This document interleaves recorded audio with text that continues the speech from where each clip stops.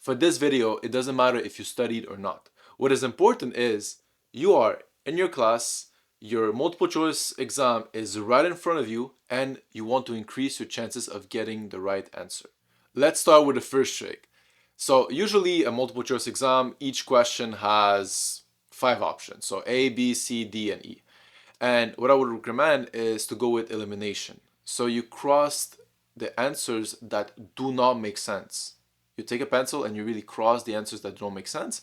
And usually at the end, you'll be left with 2 answers that do make sense, and you'll just have to choose between the two. So you have a 50% chance of getting right or wrong, and you just choose the one that makes the more sense. And why I emphasize why it's so important to really cross it out with your pencil is because if you're trying to keep everything in your head, it's going to be harder. But when you actually see the 5 options and you cross those that do not make sense, and you only have those like 2 left that do make sense, it's easier to make the right choice. Now, how do you know which answer makes the more sense? So usually you always hear that the longer answer is the right one. And it might be a good indicator that the longer answer is the correct one, but it's not always the case. So you have to be careful. So you could ask yourself, is the answer longer because there's not a way to make it shorter? Because in that case, then it makes sense that you would need a larger explanation. In other words, if you have a long answer, but it's long because there's not a way to make it shorter and because you have this explanation and it all makes sense, well, yes, that would be the correct answer. However, if it's long because there's just useless words and there's a bunch of just irrelevant words that make the sentence longer and probably doesn't make even sense, well, in that case, it's probably the incorrect answer. Now, a third trick that I can give you is for answers that are really long, look for contradictions because you can have 5 options and the sentences are really long, and usually the incorrect answers will have contradictions in the sentence. So look for those contradictions, and in that case, don't choose that option. Moving on to the next advice that I can give you. Usually, when you have 2 answers that are really similar, 90% of the time, one of them will be the correct answer. And this is one of the questions where this teacher really wants to see if the students know the specific and the details of a particular subject. To help you understand this better, I have a really simplified example for you. So just imagine that the question is, what happens to water when the temperature drops below 0 degrees Celsius?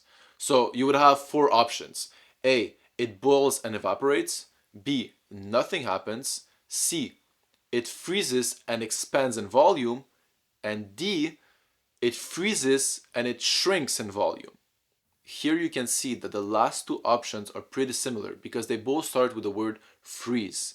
The only thing that differs is the second part of the answer. So does it expand in volume or does it shrink in volume? And here is where the teacher really wants to see if you actually know the details about a subject. If you really know the subject, you know that when the water freezes, it expands in volume.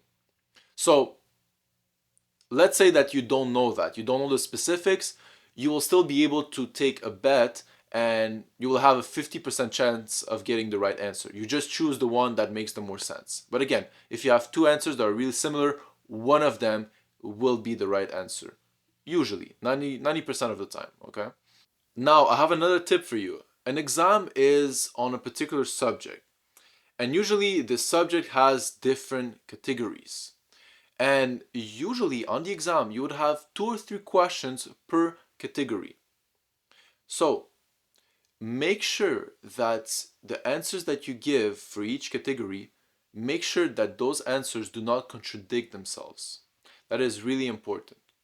The sixth advice that I can give you is, for example, you had this question and you crossed out all the answers that do not make sense, but you're still left with a couple of options that you're not sure which one is the correct one. So, what I would recommend to you is just put a star next to the question or a mark and come back to it later. And just move on to the next questions because the next question might give you insight that will help you answer the previous question. The reason why I'm telling you this is because usually multiple choice exams are made in such a way where an answer for a particular question can be found in other questions or answers. So be patient because you might find the answer later on in other questions or answers. Super quickly, I really want to make sure that you understand this because it can really, really help you. So when I say that an answer can be found in other questions, what I mean by that is the way a question is framed or the way that the answers, the options are framed and the words they're using, sometimes you'll be able to make links and find an answer for previous questions. So that's what I mean. Make sure that you pay attention to the wording of a question or the wording of future options of answers because that might contain an answer for another question that you didn't know how to solve. We are already at the last tip, and this one is just to make you more relaxed and not to stress during your test. Because usually you hear the advice that the correct answer cannot be the same letter in a row. Because remember, we have five options, right? So A, B, C, D, and E. And for example, during your test, you mark that the correct answer is D, D, D, D. So you have like four D's in a row. And you start doubting yourself because you're like, it's impossible that the correct answer is the same letter four times in a row. And you start stressing, but don't worry, you're fine. You're probably correct because teacher like to sometimes confuse us and they will put the correct answer as the same letter in a row. So don't worry if you have crossed like A, like don't worry about this. Some teacher will do that just to confuse you. So don't look at the pattern because teacher know that students love to look at the patterns. So just relax, use your knowledge to answer the questions and don't really look at the pattern of okay, it's been a long time that I haven't crossed D, so I will cross D. No, don't do that. It's something that the teachers are aware of and they will just make the pattern in such a way to just confuse you. Okay, so be careful with that, and I wish you the best on your multiple choice exam. All right, good luck.